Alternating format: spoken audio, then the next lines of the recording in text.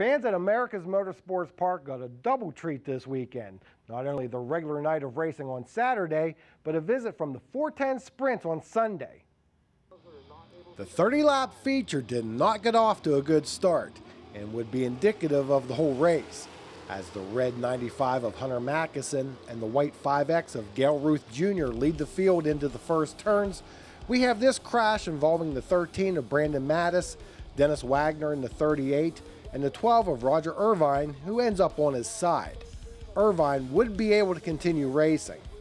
So we try again. Mackinson has a slight lead at the line, and as they go through turns 1 and 2. But halfway down the backstretch, Ruth propels by the outside of the 95 machine. Ruth holds the top spot as they complete the lap, but Andy McKisson comes to a stop in 3 and 4. Now we have a single file restart. Ruth gets a great jump on Mackinson. Behind the lead duo, the 49 of Bob Howard and Scott Priester in the 11 battle for the third position. Priester takes a spot while the 22 of Matt Boland and 08 of Dan Kuriger race for the 5th spot. One lap after another restart, Priester loses the handle in turn 1. 5 other cars are involved in this incident, including Kuriger, Scott Lutz, Daryl Steimeling, Jimmy Seeger, and Billy Jones Jr. After the red flag period, we go back to green with 5 laps in the books. Ruth quickly pulls away from Mackinson and Howard. Boland has moved up to the 4th spot. There were a rash of cautions and subsequent restarts in this race. Eventually, Howard passed Mackinson for 2nd place. Each time, Ruth would pull away to a few car lengths lead on Howard. By lap 19, Howard had tracked down the leader. He drag races Ruth down the backstretch. Through 3 and 4, Howard begins to complete the pass of the 5X of Ruth.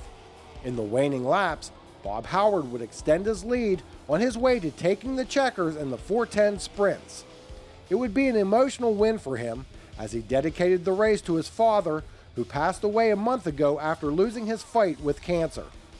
Following Bob Howard across the line in the 410 Sprint feature were Gale Ruth Jr., Hunter Mackinson, Matt Boland, and Rod George. In the street stock feature, the T3 of Colton Gearhart and Curtis Teets in the 11 led the 25-car field to the green for their 20-lap event. The blue number 1 of Kyle Shannon works the inside of Teets as Gearhart puts some distance on the 2 drivers battling for the runner-up position.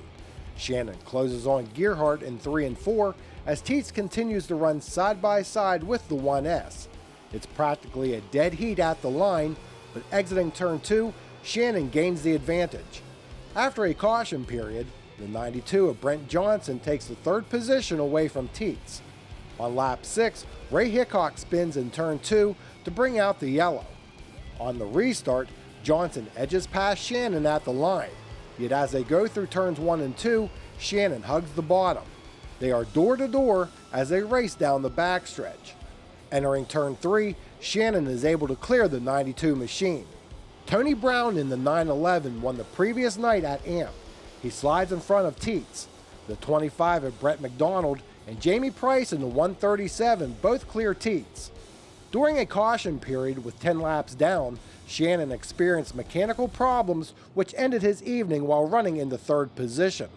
1 lap after the restart would be a turning point in the race. As Gearhart and Johnson set up for turn 1, there is contact which sends Gearhart spinning. Both drivers would go to the tail of the field. The driver on the move throughout the race was the black 44 of Dan Smeal. After starting 18th, here he uses the outer groove to close on Price for the 4th position. Smeal would eventually work his way up to 2nd with this move under Brown through turns 3 and 4. On a restart with 5 laps to go, Smeal uses the outer groove to challenge Voigt for the lead. Voigt has nearly a car length on Smeal before they hit turn 3. Smeal stays tight to the 13 machine as they exit turn 4. They are about even at the line, but in 1 and 2, Voigt goes around to bring out another yellow.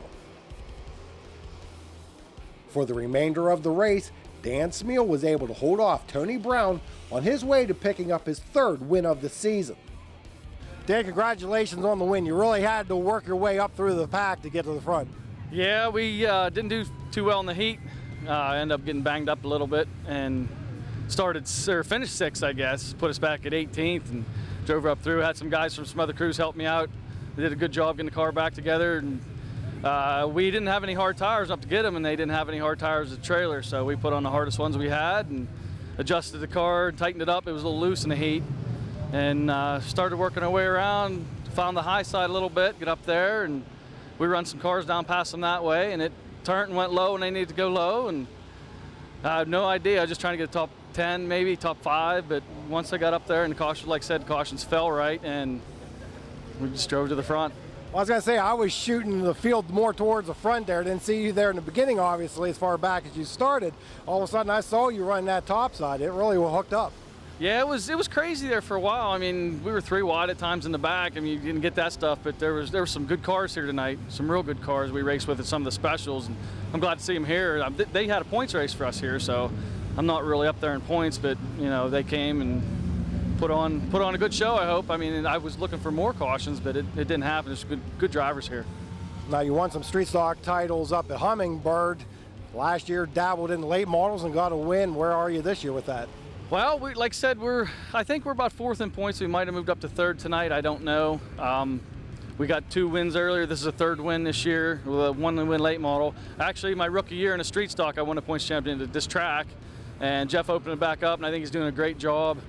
And I like being here. It's fun track to race. I mean, there is a lot of sheet metal to be fixed. It's a tight little bull ring. Yeah, you got to trust some of the guys. I mean, some of the guys you trust, some of the guys you don't. You know, like I got pretty much taken out in the heat, and you just got to keep that in your back pocket, maybe for a later date. I hate to do that, but you just, you know, you got to do what you got to do. But I had fun tonight. Like I said, once I knew I was starting 18th, we were just going to have a good time, and it was fun for sure. Brett McDonald, Curtis Teets, and Jamie Price round out the top 5 in the street stocks. And in the front-wheel drive 4 cylinders, Josh France was victorious over Brian Warren, Dustin Kemp, Mike Lucas, and Stephanie Lucas. It should come as no surprise that we would see 410 Sprints in action at America's Motorsports Park, considering its owner Jeff Taylor is a sprint car driver himself. Now, coming up next here on the show, we go back to Clinton County Raceway for more Friday night action. Keep it here. It's known as the Tricky Triangle, a track whose sum total equals a challenge like nowhere else. Smoke is boiling between Bush and Johnson. It is Pocono Raceway, where the first race was won by a king. Every race is full throttle to the photo finish. Virtual dead heat. And wrecks are not the end, but the start of a comeback. This is Pocono Raceway, where history is measured in right angles.